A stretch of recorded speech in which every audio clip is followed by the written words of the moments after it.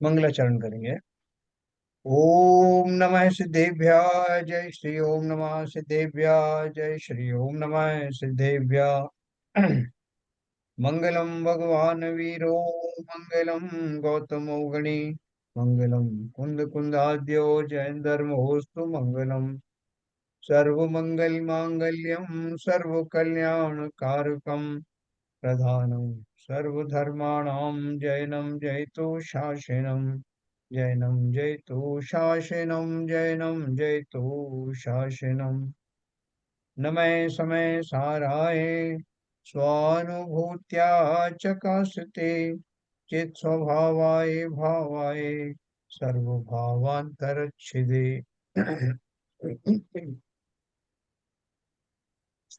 आचार्य कुंद द्वारा रचित समय सार नामक के ग्रंथ के सर्व विशुद्ध ज्ञानाधिकार में का अध्ययन हम लोग कर रहे हैं, जिसमें हमने अभी तक जीव के कर्ता और भोक्ता पने की बात विस्तार से जानी कि जीव पर का कर्ता पर का भोक्ता कदापि हो नहीं सकता।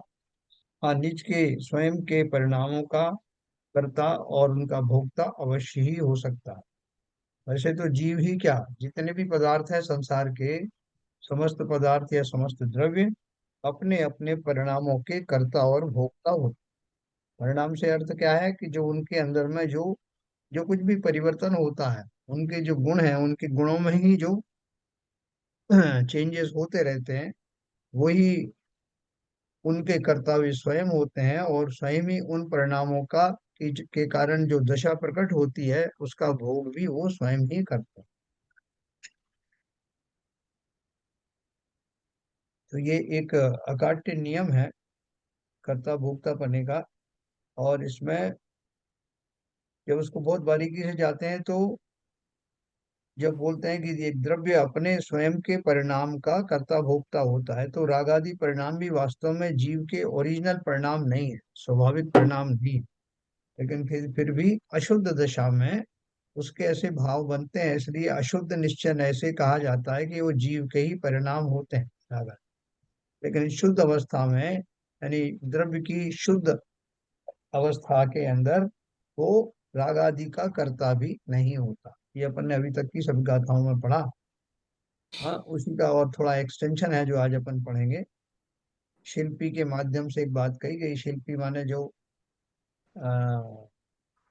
जो कलाकार होता है, किसी तरह का जो काम करता है, कोई शिल्प करता है, तो वो उस शिल्प का जो है वो कर्ता कैसे होता है, उसमें से उसका जो शारीरिक श्रम है वो कौन करता है, मानसिक जो है उसके अंदर में संतुष्टि का भाव किसको आता है, और बाह्य में जो की जाने वाली पेंटिंग वगैरह है या कुछ जेवर वगैरह की घड़ाई है, वो कौन करता है और किन किन साधनों से करता है, इनके माध्यम से अपन थोड़ा समझें।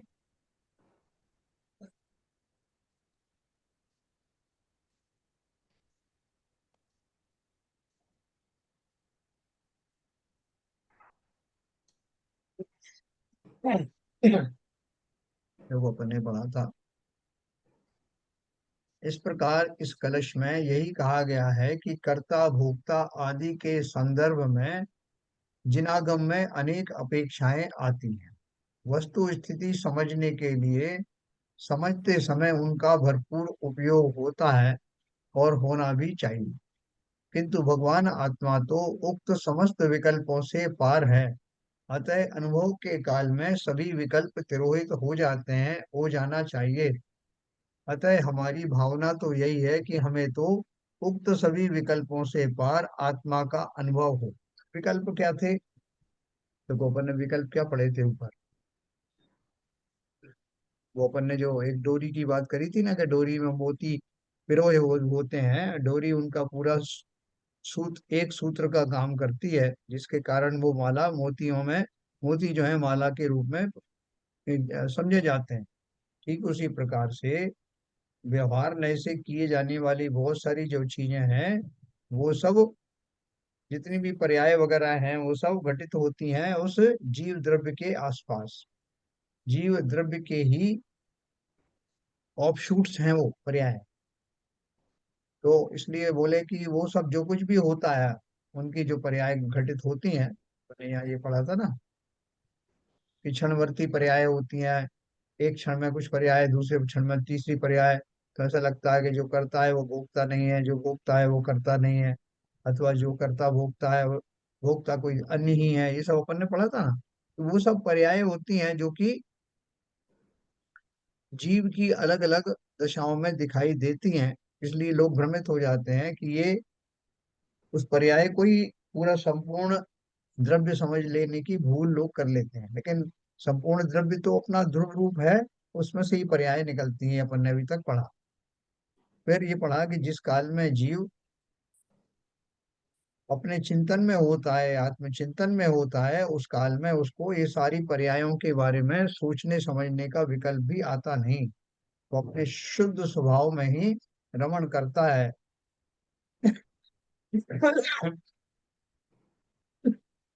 और उसी शुद्ध स्वभाव में सदा ही तन्मय होता है। तो बोलते हैं जिस समय जीव तन्मय होता है, तब ये सब जो पर्याय वगैरह हैं, मैं इनका करता हूँ, मैं उनका भोगता हूँ, मैं ये भोगा, मैं ये पर्याय से गुजरा, ये सारी बातें जो हैं वो गौण हो जाती हैं, छिप जाती हैं। जिस समय जीव स्वयं के चिंतन में तन्मय होता है, उस समय और कोई विकल्प जीव के होते नहीं, है ना।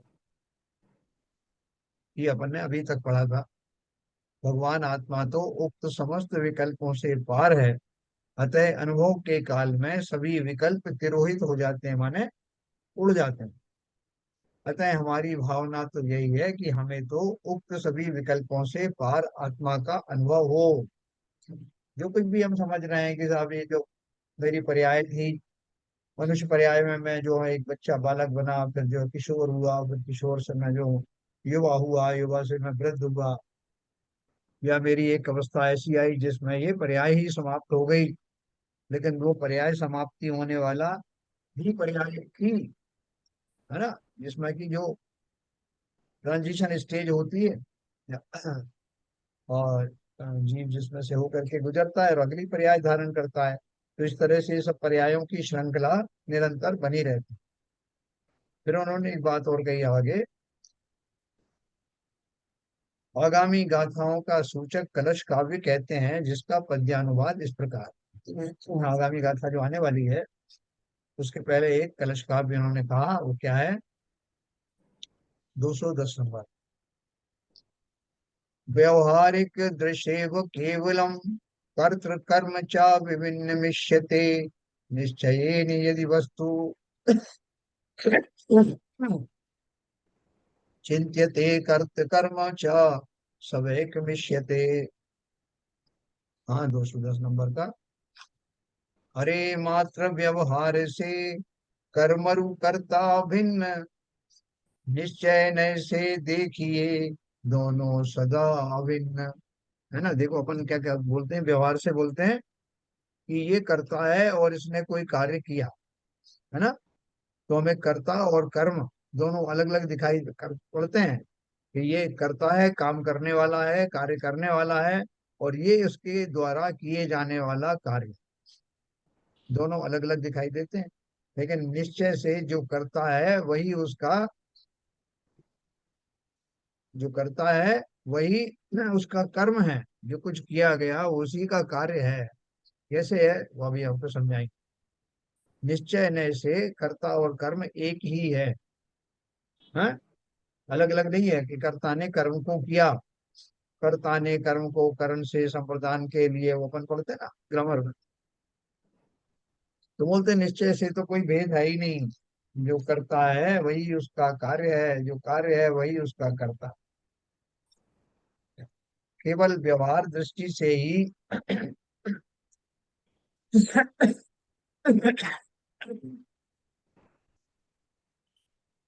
कर्ता और कर्म भिन्न भिन्न माने जाते हैं। यदि निश्चय नय की दृष्टि से विचार किया जाए तो कर्ता और कर्म सदा एक ही माने जाते हैं। जो बात उत्थनिका के कलश में कही गई है, अब उसी बात को इन गाथाओं में विस्तार से स्पष्ट करते हैं। मूल गाथाओं का पद्यानुवाद इस प्रकार है। मूल गाथा कौन सी थी? पीछे पीछे चलिए सर। तीन तीन सौ सौ पचास उनचास 349 ऊपर है, 349 रह अब गई। यही। जैसे पियो दुकम्मम कुबदिनया सो तु तम मोदी तय जीवो विकम्मम कुबदिनया तम होदी। है वो 349। सारी गाथा एक साथ पढ़ें क्या पहले? हाँ। हाँ। 350। जय सिप्पियो दुकरेणे हिम कुबदिनया सो दुतम होदी तय जीवो करने हिम कुबदिनया तम होदी।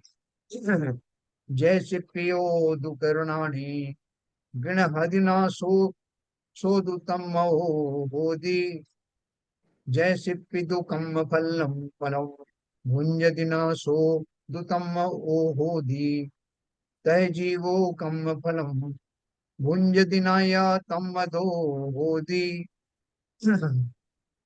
एवं व्यवहारस्य दु भक्तत्वं दर्शनं समासेन शृणु निश्चयस्य वयनं परिणाम कदम तो जम होदी। जय सिप्पियोदु चेट्टम कुब्बदी हवदीयतः अन्ननो से तय जीवो वियकम्मम कुबदी हवदिया अन्ननो से जय चेट्टम कुबंतो दुस्सिप्पियो निच्च दुखियो होदी तत्तोस्या अन्ननो तय चेठंतो दुही जीवो।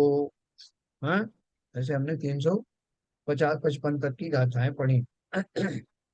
जो शिल्पी कर्णों से करे पर कर्णमय वह ना बने। क्यों जीव कर्णों से करे पर कर्णमय वह ना बने। कर्ण का अर्थ क्या है? साधन। जिन साधनों के द्वारा शिल्पी यानी जो करने वाला शिल्पकार होता है, वो जिन शिल्पियों जिन साधनों से कोई कार्य करता है, वो स्वयं वो साधन नहीं बन जाता। जो शिल्पी कर्णों से करे पर कर्णमय वह ना बने। जो जीव त्यों जीव कर्णों से करे पर कर्णमय वह ना बने। जो शिल्पी कर्णों को ग्रहे यानी ग्रहण करता है पर कर्णमय वह ना बने। त्यों जीव कर्णों को ग्रहे पर कर्णमय वह ना बने। उसी प्रकार से जीव, है ना, जीव जो कर्णों को ग्रहण करता है, वो खाली ग्रहण ऊपर ऊपर से होता है, वो स्वयं कर्ण में नहीं बनता। जो शिल्पी भोगे कर्म फल तन्मय परंतु होए ना। क्यों जीव भोगे कर्म फल तन्मय परंतु होए ना। संक्षेप में व्यवहार का यह कथन दर्शाया गया। अब सुनो परिणाम विषयक कथन जो परमार्थ का। हाँ? व्यवहार और परमार्थ का कथन दोनों सुनना। शिल्पी करे जो चेष्टा उससे अनन्य रहे सदा। जीव भी जो करे वह उससे अनन्य रहे सदा। चेष्टा में मगन शिल्पी नित्य जो दुख भोगता। यह चेष्टारत जीव भी त्यों नित्य ही दुख भोगता। देखो एक थोड़ी बारीक चीज है, लेकिन थोड़ा सा ध्यान देंगे तो आपके समझ में आए। जिस प्रकार शिल्पी, शिल्पी किसे कहते हैं? कोई कलाकार है या कोई मूर्तिकार है या सुनार है या कोई भी कुछ करने वाला है, दर्जी है, कोई भी शिल्प करने वाला। जिस प्रकार शिल्पी यानी कलाकार या सुनार कुंडल आदि कार्य यानी कर्म करता, कुंडल बनाने का कार्य करता है, किंतु कुंडल आदि को बनाते समय वह उनसे तन्मय नहीं होता, उन रूप नहीं हो जाता। खुद ही बन गए कुंडल, है ऐसा तो नहीं होता। उसी प्रकार जीव भी पुण्य पाप आदि उद्गल कर्मों को करता है, परंतु उनसे तन्मय नहीं होता, उन रूप नहीं होता। है ना, जीव के जिन भावों के द्वारा जिन कृत्यों के द्वारा पुण्य और पाप का सृजन होता है, जीव स्वयं ही तो पुण्य रूप या पाप रूप नहीं हो जाता, कि देखो साहब ये जा रहा है पुण्य, पुण्य अभी जा रहा है यहाँ से, पकड़ लो इसको। कि कैसे बन गया पुण्य? बोले यही साथ थे, ये पुण्य की रचना कर रहे थे, खुद ही पुण्य बन गए। ऐसा होता है क्या?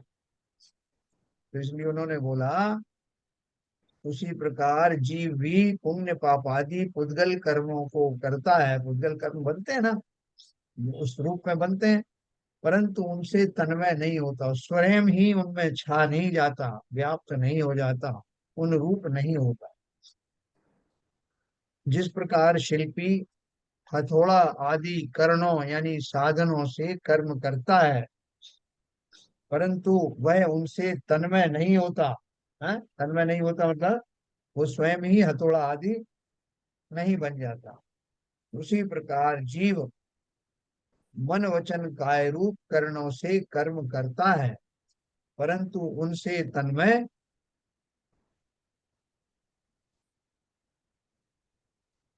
नहीं होता। देखो, अभी ये जो टूल है ना, अलग अलग कैसे बताए? जो शिल्पी है, जो शरीरधारी जो शिल्पी है, उसके शरीर को मुख्य करके उसको शिल्पी बोल रहे हैं। तो उस वो हथौड़े आदि का साधन का प्रयोग करता है। और जीव है, तो जीव के कौन से साधन है? मन वचन काय। मन वचन काय रूपी हथौड़े का या करणों का प्रयोग करता है। लेकिन फिर भी जिस तरह वो शिल्पी उन हथौड़े आदि का रूप नहीं धारण कर लेता, उसी प्रकार जीव भी मन वचन काय से कर किए जाने वाले उन कर्मों में आने के बाद स्वयं ही वो कर्म बन नहीं जाते। है ना? जीव मन वचन काय रूप कर्णों से कर्म करता है, परंतु उससे तन्मय नहीं होता कि खुद ही जो है मन रूपी कार्य का जो है वो आ, रूप उसने धारण कर लिया हो। मन से किए गए कृत्य का रूप धारण कर लिया, वचन से किए गए कृत्य का रूप धारण कर लिया, काया से किए गए कृत्य का रूप धारण कर लिया, ऐसा नहीं। वो उसके टूल्स की तरह है, उपकरण की तरह है। उसका ये संस्कृत वर्ण वर्षन है, तो मैंने हिंदी का वो पढ़ लिया। जिस प्रकार शिल्पी करणों को ग्रहण करता है, परंतु उनसे तन्मय नहीं होता, उसी प्रकार जीव करणों को ग्रहण करता है, पर उनसे तन्मय नहीं होता, जो अपन ने ऊपर बात कही। जिस प्रकार शिल्पी कुंडल आदि कर्मों के कर्म के फल को भोगता है, परंतु वह उनसे तन्मय नहीं होता, उसी प्रकार जीव भी पुण्य पाप आदि पुद्गल कर्म के फल को भोगता है, परंतु तन्मय यानी पुद्गल परिणाम रूप सुख दुख आदि मय नहीं होता। है ना? जीव जो है पुण्य पाप आदि जो है पुद्गल परम कर्म के फल को तो भोगता है, परंतु कैसे भोगता है? भोगने की बात आ रही ना, तो कैसे भोगता है? तन्मय होकर नहीं होता। जैसे पुण्य का कोई फल आया, क्या फल आया? कि आपको एक चक्रवर्ती की पोस्ट मिल गई। अब वो चक्रवर्ती की पोस्ट मिल गई, तो वो पोस्ट को आपने कैसे भोगा? कैसे भोगा? मानसिक रूप से आपने ये सोचा कि मैं चक्रवर्ती हूँ, ओ मेरे 96,000 पत्नियां हैं, मेरा इतना बड़ा महल है। ये मानसिक रूप से आप खाली चिंतन में ला ला करके सुखी हो रहे हो, लेकिन ना तो महल आपके अंदर घुसा, ना वो 96,000 रानियां आपके अंदर प्रविष्ट हुई, ना ही धन दौलत रिद्धि आदि आपके अंदर प्रविष्ट हुई। खाली अपनी मान्यता के कारण आप उस पुण्य का फल भोगते हुए दिखाई देते हो। सारी दुनिया को दिखाई देता है कि साहब ये कितने प्रसन्न हैं, कितने खुश हैं कि वो इतने सारे इनको भोगों की प्राप्ति हुई। क्या हुआ भोगों की प्राप्ति? वो जो पंचेंद्री के विषय हैं वो कौन से मेरे आत्मा में प्रविष्ट हो गए। खाली मानसिक रूप से मैं ऐसा मानता हूं कि ये मुझे सुखी कर रहे हैं। तो बोल रहे हैं जिस प्रकार शिल्पी कुंडल आदि कर्म के फल को भोगता है, परंतु उससे तन्मय नहीं होता, उसी प्रकार जीव भी पुण्य पाप आदि पुद्गल कर्म के फल को भोगता है, परंतु तन्मय होकर नहीं भोगता है। अपन कल नारकी की बात कर रहे थे ना, तो नारकी महाराज कितने नारकियों द्वारा सताया जाता। मैं तो नरक गया, हम सब नरक भी गए, तो वहां इतने इतने नारकियों ने हमारे ऊपर प्रहार किया और हम कितने दुखी हुए साहब। हमारा शरीर कट कट करके एक एक टुकड़े में परिवर्तित हो गया। वो कहाँ है वो कटा हुआ शरीर? लेके क्यों नहीं घूम रहे उसको? हैं? उसके फोटो लाए क्या? अरे साहब आपको मजाक सूझ रही है, हम भोग करके आए हैं उन सब कष्टों को, तो भोग के आए हो ना, तो कहाँ है वो अभी? और जो स्वर्ग में रह करके आए थे उनके जो आपने आनंद लिया तो वो आनंद कहाँ है? दिखाओ वो आनंद। इसका अर्थ क्या है? कि पर्याय जन्य सुख दुख आदि पुण्य पाप के बदले में जो पर्याय मिली, वो तो क्षणिक पर्याय थी, ऊपर ऊपर से थी, अंदर से मैंने उन्हें क्या भोगा। इसलिए ऐसा चिंतन करने वाला जीव स्वर्ग में भी उन स्वर्ग में भी उन सुखों से गर्व महसूस नहीं करता, और नरकों में से गुजरने के बाद भी अपने आप को दुखी मानता नहीं। किसकी बात कर रहे हैं? सम्यक दृष्टि की बात। ठीक है ना? तो उसी प्रकार जीव भी पुण्य पाप आदि पुद्गल कर्म के फल को भोगता है, परंतु तन्मय होकर नहीं भोगता। और मैं तन्मय नहीं होता, तन्मय किसमें होता? जो मेरा है मैं उसी में तन्मय होऊंगा, बाकी तो सब ऊपर ऊपर का है। साहब में गए वहां मेहमानी करने के लिए, उन्होंने बड़ा स्वागत किया साहब, ऊंचे सिंहासन पर बिठाला और यूं अच्छी अच्छी बातें करी और पंखा झला और ये सब जो है बहुत मजा आया साहब। तो अब वहां से तो आप आ गए ना, वो सब चीज तो वहीं छूट गई। तो अब आप याद कर करके खुश हो रहे हैं कि बड़ा स्वागत हुआ, बड़ा ये हुआ। वो आपकी अभिन्न अंग थोड़ी बन गई, वो सारी वस्तुएं उस तरह का आनंद, उस तरह का अनुभव वो आपका अभिन्न है क्या? सदा काल आपके अंदर विद्यमान है क्या? नहीं। इसका अर्थ क्या, वो आपकी थी ही नहीं, वो ऊपर ऊपर की पर्याय थी। तन में किससे हुआ जाता है? जो फिर अलग ना हो पाए।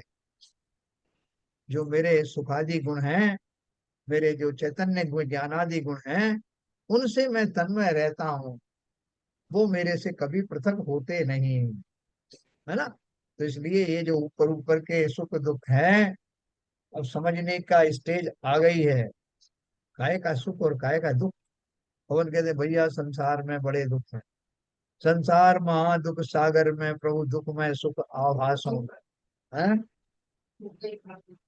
हाँ, है ना?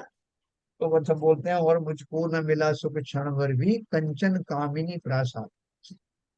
अपन पहले तो ये बोलते हैं कि सब बहुत सुख है, और सुख की कल्पना हम अज्ञान दशा में इन्हीं वस्तुओं से करते हैं। लेकिन ज्ञानी होने के बाद वही वो कहता है कि मुझको न मिला सुख क्षण भर भी कंचन कामिनी। तो कैसे नहीं मिला?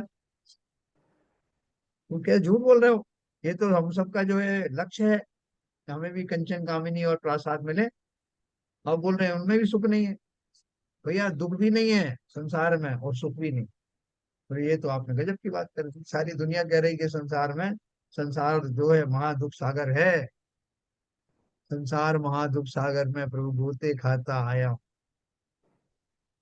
तो वो दुख किस अपेक्षा से और सुख किस अपेक्षा से? दुख भी जो है बाह्य परिणामों से ही है। अगर ऐसा नहीं होता तो इसी संसार में रहने वाले ज्ञानी जीव कैसे सुख का उपभोग करते? कौन सा सुख? आत्मचिंतन का सुख, आत्मा में रमे रहने का सुख, सम्यक दृष्टि बने रहने का सुख। उस सुख का जो है भोक्ता वो कैसे बनते? नरकों का अपन उतनी बड़ी उदाहरण देते हैं कि जहाँ अनगिनत संकट मुंह बाए खड़े हैं, जहाँ तो अनुकूलता का लेश नहीं, वहां भी सम्यक दृष्टियों को कोई दुख मालूम होता नहीं। इसका अर्थ क्या है? सुख और दुख दोनों ही ऊपर ऊपर के हैं। मैं ऐसा मानता हूं तो मैं दुखी होता हूँ, लेकिन अगर मैं अपने स्वरूप में जाता हूँ, अपने स्वरूप की कल्पना मात्र करता हूँ, तो मेरे समस्त काल्पनिक दुख और सुख समाप्त हो जाते। हमें ये बात विश्वास नहीं होता, क्योंकि हम अभी तक सम्यक दृष्टि बने नहीं। लेकिन ये इस तरह का भाव और इस तरह का विचार दृढ़ता पूर्वक स्वीकार करने पर सम्यक दर्शन कैसा होता होगा, उसका अंदाजा लगाया जा सकता। इस प्रकार व्यवहार का मत संक्षेप में दर्शाया। अब परिणाम विषयक निश्चय का मत भी सुन लो। है? व्यवहार से तो ये सब बात बता दिया। तो वो निश्चय में क्या गहराई से है? जिस प्रकार शिल्पी चेष्टा रूप कर्म करता है, देखो इसमें तीन पात्र हैं। जिस प्रकार शिल्पी चेष्टा रूप कर्म करता है और वह उससे अनन्य है, उसी प्रकार जीव भी अपने परिणाम रूप कर्म को करता है और वह जीव उस अपने परिणाम रूप कर्म से अनन्य है। क्या बोला? जो शिल्पी है ना, जो कलाकार है, वो एफर्ट करता है, चेष्टा माने एफर्ट करता, और वह उससे अनन्य है। अनन्य मतलब वो चेष्टा उसकी ही है ना, शरीर की चेष्टा। अगर अपन शरीर माने उस शिल्पी को, का शरीर को ही शिल्पी माने, तो वो जो कुछ भी कार्य कर रहा है, जो भी क्रियाएं कर रहा है, उसमें तन्मय होके कर रहा है। पूरा जो शरीर आदि का जो कार्य कर रहा है, उसमें मस्त होके कर रहा है ना, शरीर की अपेक्षा। वह उससे अनन्य है, माने उसमें पूरी तरह इन्वॉल्व है। उसी प्रकार जीव भी, यहाँ तो जो शिल्पी का जो पौद्गलिक रूप दिखाया है ना, व्यवहार रूप दिखाया, और उस शिल्पी के अंदर रहने वाला जो जीव है वो निश्चय है ना, उसी प्रकार जीव भी अपने परिणाम रूप कर्म को करता। जैसे वो शरीर उस चेष्टा को करता हुआ पूरा तन्मय हो रहा है, उस शरीर से ही वो चेष्टाएं हो रही हैं। उसी तरह से अगर जीव की बात करें, अंतरंग की बात करें, तो जीव के जो परिणाम होते हैं, जो भाव होते हैं, वो जीव के ही भाग हैं, उसमें ही तन्मय है, वो कहीं बाहर के नहीं हुए हैं। कोई भी कार्य करते समय, कोई भी विचार आते समय, जो भी परिणाम बन रहे हैं, वो जीव के स्वयं के हैं, अलग से थोड़े हैं, किसी और के नहीं है, उसमें अनन्य है, अर्थात वो तन्मय है। फिर दूसरा लिया उन्होंने, जिस प्रकार चेष्टा रूप कर्म करता हुआ शिल्पी नित्य दुखी होता है। पहले तो उसके एफर्ट की बात करी, अब बोल रहे हैं वो दुखी होता है। दुखी किससे हो गया? थक गया मैं।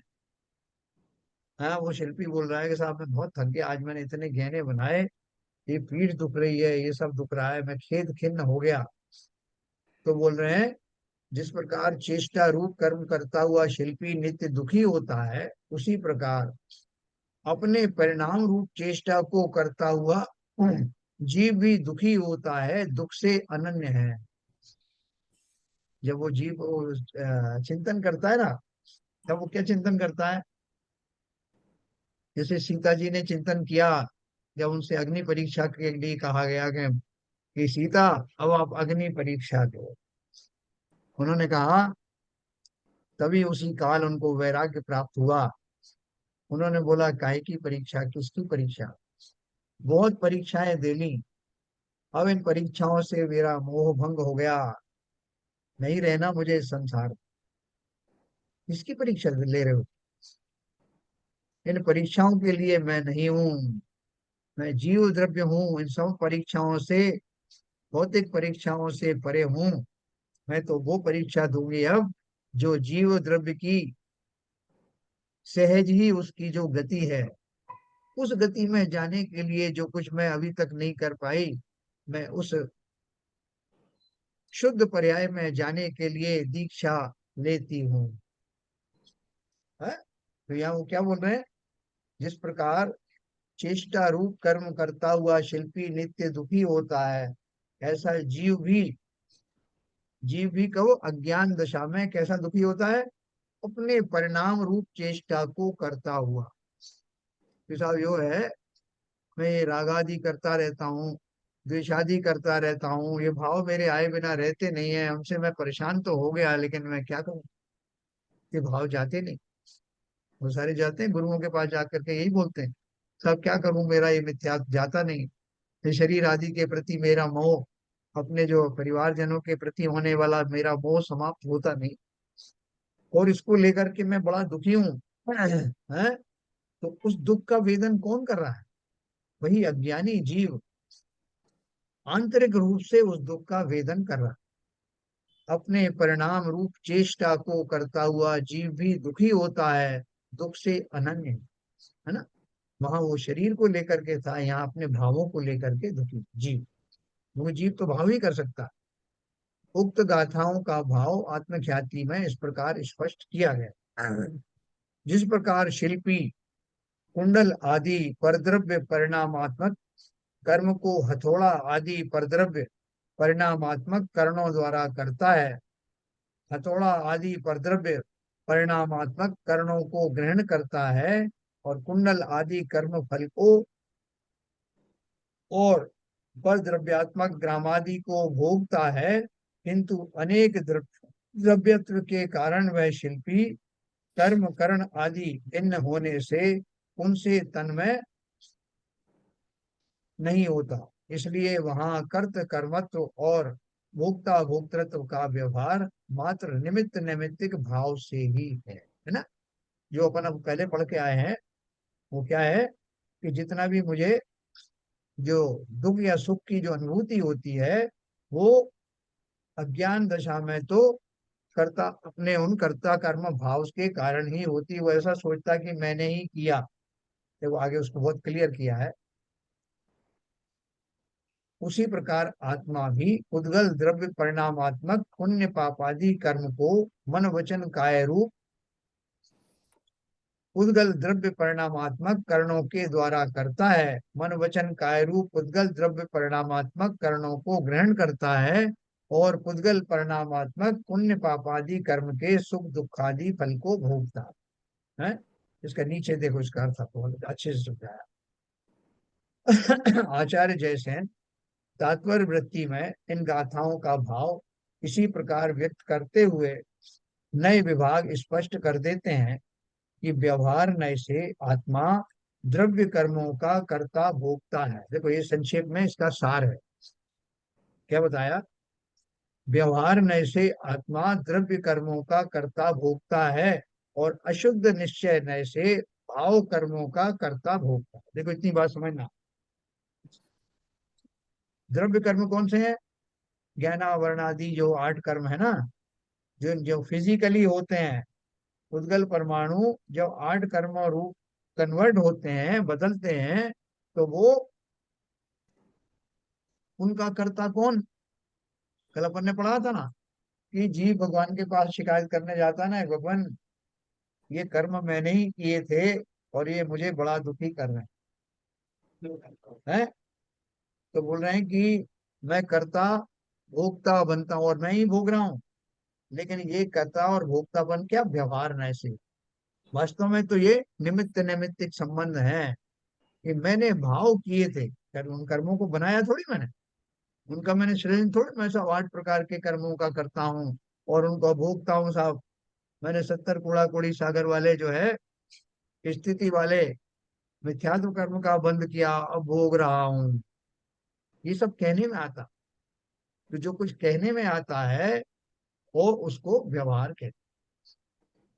क्यों? कि मैं उन पुद्गल परमाणुओं का कर्ता हो सकता हूँ क्या? नहीं हो सकता। तो मैं क्या हो सकता हूँ? मैंने रागादि भाव किए, राग द्वेषादि भाव किए, मिथ्यात्वादी भाव किए, जिनके कारण से ये सब घटित हुआ। हाँ, मैं उन भावों का तो कर्ता भोगता। बोले उन भावों का करते भोगता क्यों हो गए? तो अभी तो बोल रहे थे मैं उनका भी करता नहीं हूँ। बोले शुद्ध निश्चय से शुद्ध अवस्था में तो मैं उनका भी करता नहीं हूँ, लेकिन अशुद्ध निश्चय से, यानी अभी जो मेरी अशुद्ध पर्याय चल रही है, जब रागादि से मैं युक्त हूँ, उस काल में मेरे द्वारा अवश्य ही ऐसे खोटे भाव रूपी अपराध हुए, जिनके निमित्त को पा करके उद्गल परमाणु अपनी योग्यता से कर्म में के रूप में परिवर्तित। ये बात अपन ने पहले भी पढ़ी थी, उसी का ये सारांश है। इस प्रकार इन गाथाओं में यही कहा गया है कि परद्रव्यों के साथ तन्मय नहीं होने से, एकाकार नहीं होने से यह आत्मा उनका कर्ता भोक्ता मात्र व्यवहार नय से ही कहा जाता। परद्रव्य में बन नहीं सकता, है ना, तो उनके साथ में मैं तन्मय हो नहीं सकता। इसलिए जो कहा जाता है कि आत्मा कर्मों का कर्ता और भोक्ता है, वो व्यवहार नय से कहा जाता। परमार्थ से वह उनका कर्ता भोक्ता नहीं है, तथापि उनको करने भोगने रूप अपने भावों का तत्संबंधी योग और उपयोग का कर्ता अवश्य है ना। तो जितना भी ये कर्ता भोक्तापन है और करने भोगने वाले जो भाव हैं, वो सब भी अज्ञान दशा में जीव ही करता। इसमें किसी को कोई संशय नहीं होना चाहिए। फिर भी किसी को कोई शंका हो तो पूछ सकते हैं। सबको समझ में आ रहा है।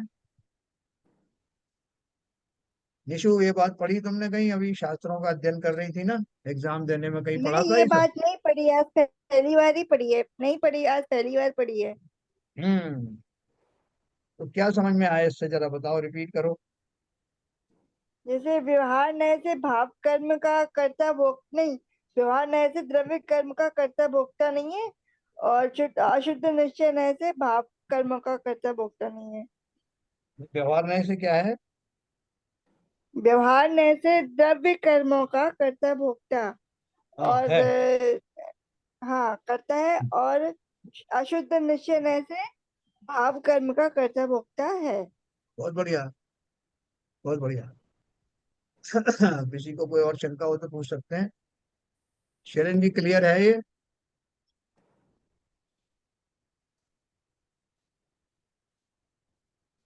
शरण जी है उधर? नहीं। हाँ क्लियर है सब clear। ओके।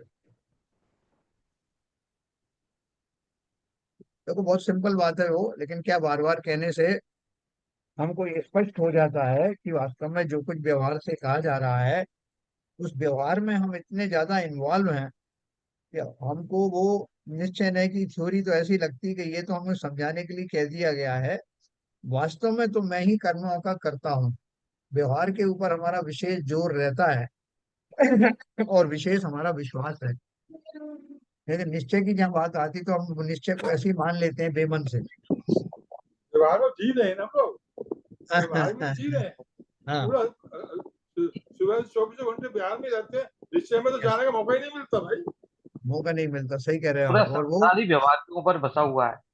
यदि व्यवहार खत्म हो जाए तो निश्चय आ जाए तो फिर तो संसार ही चल जाएगा। तो हमारा बिल्कुल जो सही भी है। कुछ रिश्तेदारी है, माँ बाप का रिलेशन है, सब व्यवहार ही है। हाँ, क्योंकि व्यवहार आत्मा सही तो है। अपने आप, क्योंकि किसी ने डिसाइड नहीं किया था हम उनके घर में आएंगे, या हमने डिसाइड नहीं किया था हम वहां जन्म लेंगे। सब अपने अपने हिसाब से सबका काम हो रहा है। और व्यवहार से हम सब लोग एक दूसरे के मतलब से जुड़े हुए हैं। और तो जो कंसेप्ट है अपना जैन धर्म का, सब सब अलग अलग है।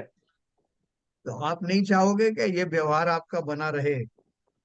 कम से कम रिश्तेदारी तो निभाने को मिलेगी, दोस्ती निभाने को मिलेगी। यहाँ बैठे किस लिए जवानी हैं फिर? निभाते रहोगे संसार में बने रहोगे फिर। हाँ।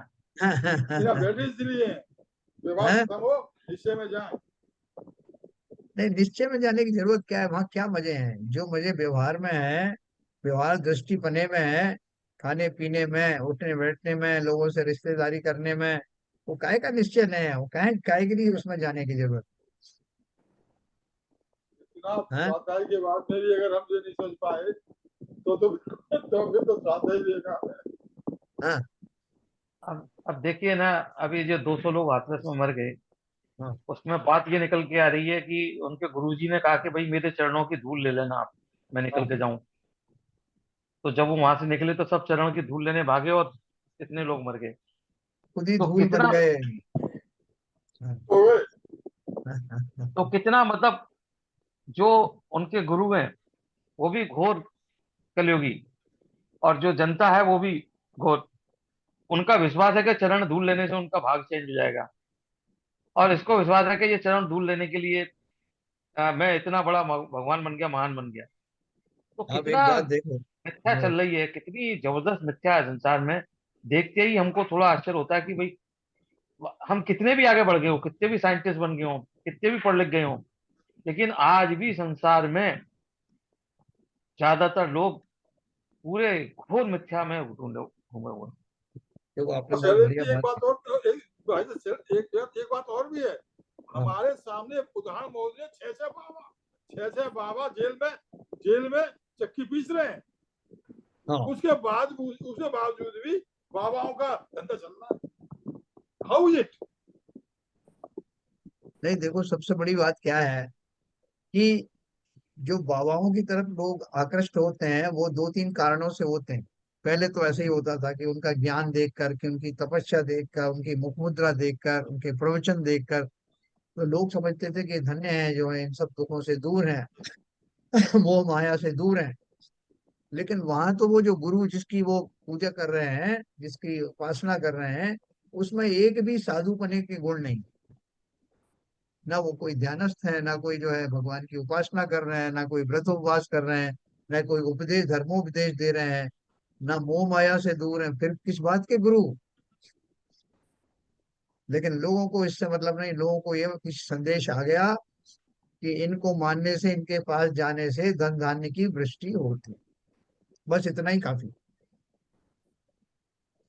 देखो आप कहीं पहले के जमाने के जो गुरु आदि होते थे, उनकी मुख मुद्रा देखो, उनकी जो ड्रेस कोड देखो, उनका जो कार्य देखो, उनमें से एक भी चीज नहीं।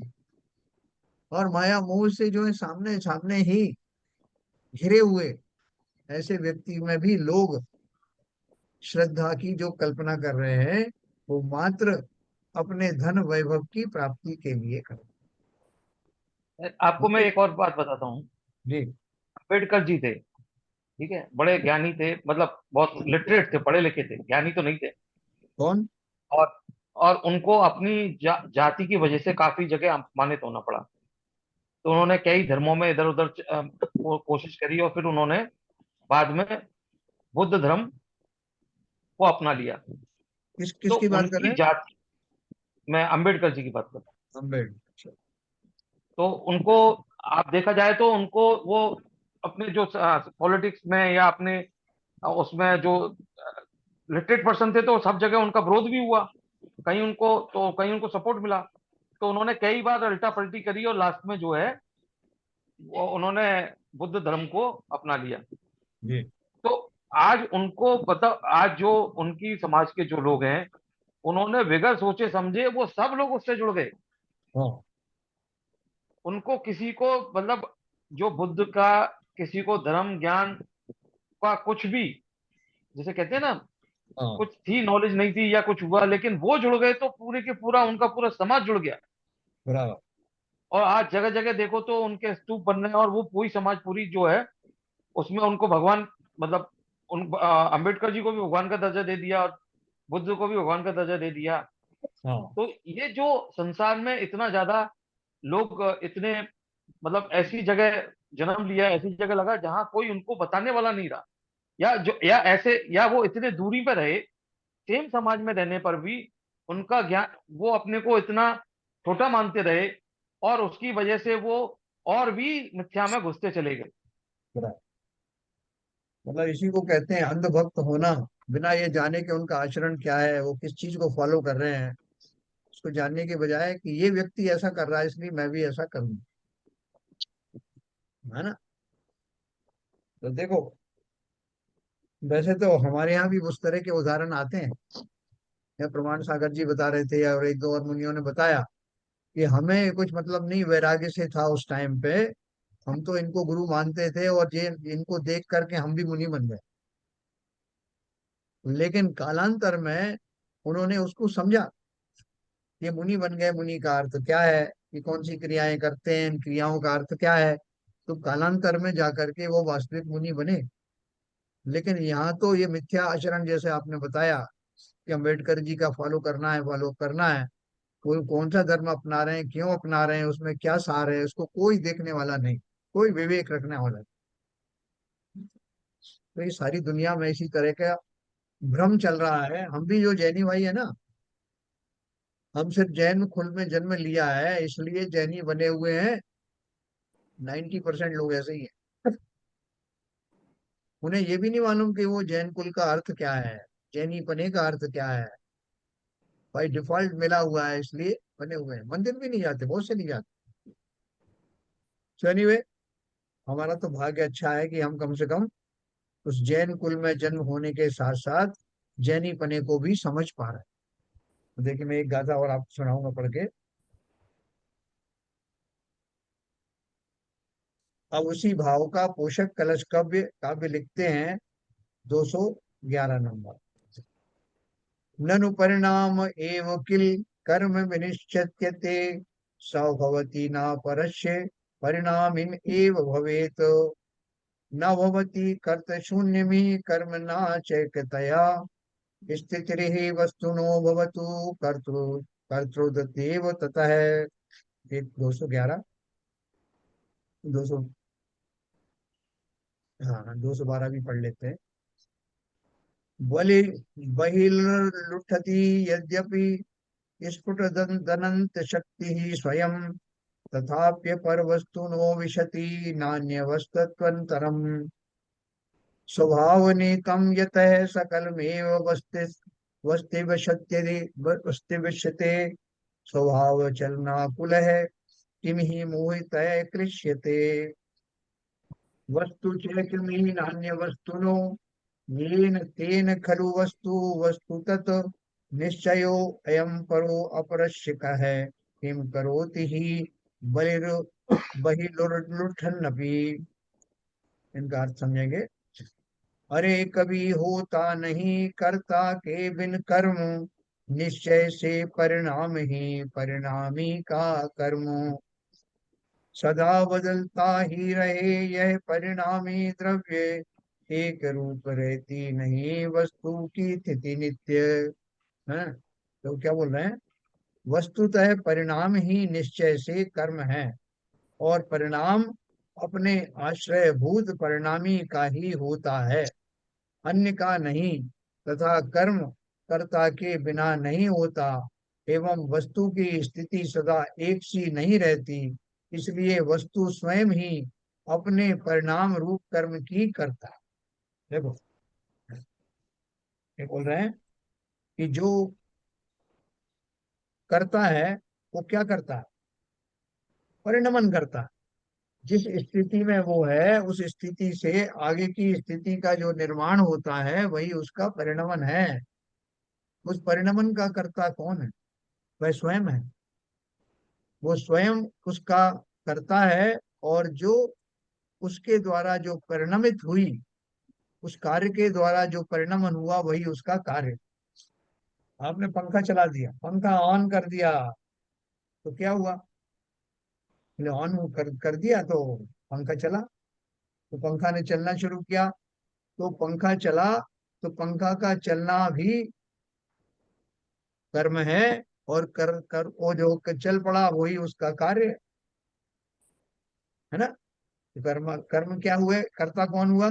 जैसे हम बोलते हैं कि जीव ने ऐसे भाव किए, तो जीव ने भाव किए तो कर्ता कौन हुआ? जीव स्वयं। और उसका परिणाम क्या आया? कि उसके वैसे भाव हो गए। तो भाव करने वाला कर्ता और भाव हुए वही उसका कर्म। वो उपादान, सिंपल। इसको तो कहते हैं उपादान जो रखा गया है वो हाँ इसी रखा गया है। जो हाँ, उपादान नहीं होगा तो वो कर्म के होगा ही नहीं। उपादान एक ही द्रव्य में होता है।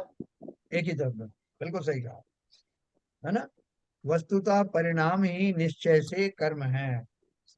कि भाई साहब वो मैं राग आदि से युक्त हो गया, अभी अशुद्ध निश्चय ऐसे भी अपन देखें तो मैं कर्मों से युक्त हो गया, मेरा भाव रागादिमय हो गया, रागमय हो गया। तो राग रूप परिणाम किए, राग रूप भाव किया, उसका कर्ता राग रूप का मैं ही था, राग का, इसलिए रागमय हो गया। तो जो मैंने किया हर एक द्रव्य के साथ समझना, हर द्रव्य का कर्ता वो द्रव्य स्वयं है और जो कार्य हुआ वो ही उसका कार्य है। वस्तुतः परिणाम ही निश्चय से कर्म है और परिणाम अपने आश्रयभूत परिणामी का ही होता है। मैं ही अपनी चिंतन से रागादि से युक्त हुआ, मैं ही अपने भाव से क्रोध आदि मैं हुआ। तो क्रोध का कर्ता कौन? मैं। तो मैंने क्या किया? बोले क्रोध, है ना। करने वाला, क्रोध करने वाला मैं, जो किया गया वो क्या? क्रोध। किसके द्वारा किया गया? अपने द्वारा ही किया गया, अपने में ही किया गया। इसलिए सारे संबंध मिला दो, कर्ता ने कर्म को करण से प्रदान के लिए किसके द्वारा किया? अपने द्वारा किया। किसमें किया? अपने में किया। किसके लिए किया? अपने लिए किया। तो कर्ता ने कर्म को करण से संप्रदान के लिए, ये सारे कारक उसमें ही फिट होते हैं सभी द्रव्यों में। वस्तुतः परिणाम ही निश्चय से कर्म है और परिणाम अपने आश्रयभूत परिणामी का ही होता है, अन्य का नहीं। तथा कर्म कर्ता के बिना नहीं होता। अब ये तो अपन अपन भी बोलते हैं, हैं? अपन डंके की चोट पे बोलते हैं कि भाई साहब आप बोल रहे हो कि मैंने थोड़ी कर्म किए है। अभी अभी आप कह रहे थे कि मैंने थोड़ी कर्म किए। तो आपने क्या किया? किसी ने तो किया ही होगा ना। ये जो कर्म है, 8 कर्म को जो आपने बताए थे, वो किसने किए हैं? मैं कह रहा हूँ कि मैंने किए, तो आप मानते नहीं। बताओ निशु, ये किसने किए 8 कर्म? मैंने नहीं किए तो अपन कौन ने करके आया? हैं? ये 8 कर्म अपन ही तो करते हैं। अपनी मतलब? जीव पुद्गल मिलके करते हैं। सोच के बताओ। जीव, जीव करता है देखो 8 कर्मों को। जैसे अभी ग्यारह अभी। वर्णिक कर्म है, जैसे ग्यारह हैं? वर्णिक कर्म है, जैसे हाँ 11 वर्णिक कर्म है। तो ग्यारह हाँ। वर्णिक कर्म कैसे होता है कि जैसे कोई भगवान की प्रतिमा है, उसमें पर्दा ढक देते हैं, तो जिससे हमें उसका मतलब दर्शन नहीं हो, मतलब उसका अपन को दर्शन ज्ञान नहीं हो पाता। इस वजह से मैं अच्छे से एक्सप्लेन नहीं कर पा रही हूँ मगर अभी अपन कर्म ने तो पिछली सब गाथा। पुद्गल ही है ना, ये तो पुद्गल ही है, पुद्गल पुद्गल के लिए करता है। हम्म, जीव तो अलग है बिल्कुल। अभी अभी अपन ने एक गाथा नहीं पढ़ी है जिस। जैसे ज्ञान, जैसे द्रव्य, जैसे आयु कर्म है, नाम कर्म है, तो आयु कर्म में जैसे को मनुष्य गति मिलती है, फिर और कुछ करते तो नरक गति मिलती है। तो जीव अभी तुमने ही बताया था, देखो की ये बात। तो देखो हुई। ये पढ़ो। आचार्य जयसेन ने इन गाथाओं का भाव इस प्रकार व्यक्त करते हुए कहा। व्यवहार न से तो हुई। आत्मा द्रव्य कर्मों का कर्ता भोगता है, और अशुद्ध निश्चय न से भाव कर्मों का कर्ता भोगता। ठीक है? तो वो 8 जो कर्म है, वो मैंने किए, वो कौन से नए से किए? जवाब व्यवहार नए से। व्यवहार में बात से। है ना? व्यवहार नए से क्यों कहा? क्योंकि मैं जीव द्रव्य हूँ। मैं वो पुद्गल द्रव्य कर्मों का निर्माता कैसे हो सकता? कहने में जरूर आता है कि मैंने ही वो कर्म बांधे भाई साहब। कहने में आता है, इसलिए वो व्यवहार की बात है। निश्चय तो से तो मैं देखो, एक द्रव्य जब दूसरे द्रव्य के संबंध में आता है तो निमित्त बनता है, और जो निमित्त स्वयं बनता है, करता है तो स्वयं कर्ता कर्म बनता होता है तो है। वो क्यों, हाँ स्वयं का तो कर्ता बनता है, और हाँ, दूसरे के लिए निमित्त बनता है। बस ये एक फार्मूला याद रखो। हाँ बस। कोई भी द्रव्य अगर करता है तो अपने स्वयं के परिणामों का करता है। भोगता भी वो अपने परिणामों का ही है। लेकिन अगर आप जो है निमित्त नैमित्तिक भाव से देखोगे, तो परद्रव्य मेरे निमित्त नैमित्तिक होते हैं। इसमें कोई बात ही नहीं, है ना? मैंने आपसे पूछा, कर्ता के बारे में पूछा कि जो पुद्गल कर्म है, ज्ञानावरणादि जो कर्म है, जो पुद्गल है, उनका कर्ता मैं अर्थात जीव हूं क्या? है? कभी तुमने ही बोला था कि जीव नहीं है उनका कर्ता। व्यवहार से ऐसा कहा जरूर जाता है। तो निश्चय करता नय मैं से नहीं है, किसका? व्यवहार नय से है। हाँ, व्यवहार में से ऐसा कहा जाता है। वास्तव में तो शुद्ध निश्चय ने से तो मैं उनका रागादि का कर्ता भी नहीं हूं। लेकिन फिर भी अगर रागादि भावों की बात की जाए, तो अशुद्ध निश्चय ने से अर्थात वर्तमान में अज्ञान दशा में अवश्य ही मैं रागादि भावों का कर्ता माना जा सकता हूँ। देखो, अभी इतनी जल्दी अपन भूल गए ना ये सब बात। इसलिए आचार्य ने इतनी सारी गाथाएं लिखी, बार बार लिखी, क्योंकि हमारा कोई भरोसा नहीं हम कब पलट जाए। है, एक सेकंड में हम जो है समझना बंद कर देते हैं। तो इसलिए उन्होंने बोला, वस्तुतः परिणाम ही निश्चय से कर्म है, और परिणाम अपने आश्रयभूत परिणामी का ही होता है, अन्य का नहीं। तथा कर्म कर्ता के बिना नहीं होता, एवं वस्तु की स्थिति सदा एक सी नहीं रहती, सदा काल परिणमन चलता है। किसी भी द्रव्य को देख लो, उसका जो भाव है एक जैसा नहीं रहता। यहाँ तक कि सिद्धों की जो पर्याय हैं, वो भी पर्याय बदलती रहती हैं। क्योंकि पर्याय बदले नहीं तो फिर वो द्रव्य जड़ हो जाए। तो सिद्धों की क्या पर्याय आती है कि बदल बदल करके, कि एक बार सिद्ध रहे दूसरे बार संसारी हो गए, ऐसा होता है क्या? क्या एक पर्याय बार बदल सिद्ध हो गए फिर तो लौट के भी नहीं आने वाले, वो तो मुक्ति जीव हो गए सिद्ध। तो सिद्धों की फिर संसारी कहाँ से हो जाएंगे। कौन सी पर्याय बदलती बदलती भी है कि नहीं बदलती, या जड़ रहते हैं? बताओ भाई, सब लोगों में जरा ताकत लगा के बताओ। सिद्धों की पर्याय, अपन मानते हैं कि हर एक द्रव्य की पर्याय निरंतर बदलती रहती। गुणों की पर्याय बदल- निग्लेजिबल सिद्ध- चेंज आता है। हाँ, सिद्धों की पर्याय बदलती है, लेकिन शुद्ध की शुद्धि बनती है। शुद्ध शुद्ध शुद्ध, बराबर। ये पर्याय होती है उसकी। ऐसा नहीं है शुद्ध से अशुद्ध में चला जाए, अशुद्ध से शुद्ध, ऐसा कुछ नहीं होता। तो हाँ, जो जिनक सब अशुद्ध में जाने का काम कर्म का होता है, और कर्म सब खत्म हो गए, तो अब वो तो शुद्धि रह गया, वहां पर है ही कुछ नहीं। पर्याय परिवर्तन हो रहा है, परिवर्तन हो रहा है, लेकिन शुद्ध का शुद्ध में हो रहा है। शुद्ध के रूप देखिए, में हो रहा। जो सिद्ध आपने का यही जो बताया था, पर्याय ज्ञान बदलती, पर्याय में थोड़ा बहुत चेंज होता है, वो निग्लेजिबल होता है। हाँ, शुद्ध शुद्ध सिद्धों की शुद्ध पर्याय में केवल ज्ञान पर्याय बदलती है, उसकी ज्ञान में ही पर्याय बदलती रहती है। नहीं, सभी गुणों में जो उसका परिणाम अगुरु बनता है पूरा, वो अगुरु लघु पूरा बदलता है। अगुरु लघुत्व गुण कर्म के का परिणाम कारण होता से है। वो उन गुणों में वो होता है ना, वो जो आ, आ, 1.5 गुण हानि हानि लाभ अपन ने पढ़ा था ना, वो हाँ, कर्णान योग परिचय में। हाँ, तो उसकी इंटेंसिटी में जो है वो थोड़ा कमी ज्यादा होती रहती है, बदलती हाँ रहती है, हाँ, सही सही। With in limits. बहुत सूक्ष्म परिवर्तन होता रहता है। तो परिणमन होना यानी पर्यायों का बदलना, इसका कर्ता वो द्रव्य स्वयं होता है, कोई दूसरा नहीं करता। तो सही बात। द्रव्य में ही ये गुण होता। तो इसलिए ये बात बहुत अच्छे से ध्यान रखना, प्रत्येक द्रव्य अपने अपने परिणमन का स्वयं ही कर्ता होता है, और होने वाला परिणमन वही उसका कार्य है, और होने वाले परिणमन के रूप में जो कुछ घटित होता है वही उसका भोक्तापन है। तो द्रव्य स्वयं ही स्वयं का कर्ता है, स्वयं का भोक्ता है, और परिणमन रूपी पर्याय का बदलना वही उसका कार्य। इतना सिंपल है इलाज। हाँ, लेकिन हमको क्या इससे संतोष होता नहीं। अपन तो वैसे भी कहते हैं वैसा कुछ करो, खाली बैठे रहने से तो काम होगा नहीं। तो अपन ने उन जैन देव की प्रतिमा दिखा देते कि देखो ये भी तो बैठे हैं हाथ पे हाथ धरे।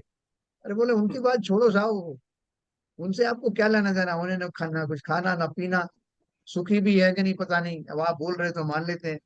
बाकी अपने को तो करना है ना अभी, बहुत कुछ करना है अभी, गृहस्थी में ही बहुत सारे कार्य बाकी हैं। हाँ? तो इनसे अपन कब मुक्त होंगे उसकी बात अपन कल करने वाले हैं। जिनवाणी स्तुति करेंगे, समय हो गया। ललित जी नहीं है? संजय प्रकाश।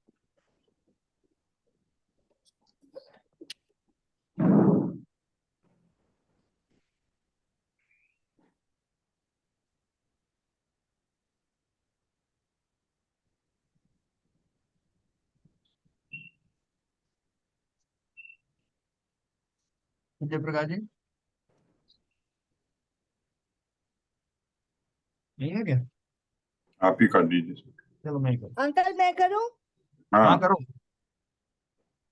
मिथ्यात्म नाश वेको ज्ञान के प्रकाश वेको अपापर भास वेको बनो सेवा कानी है।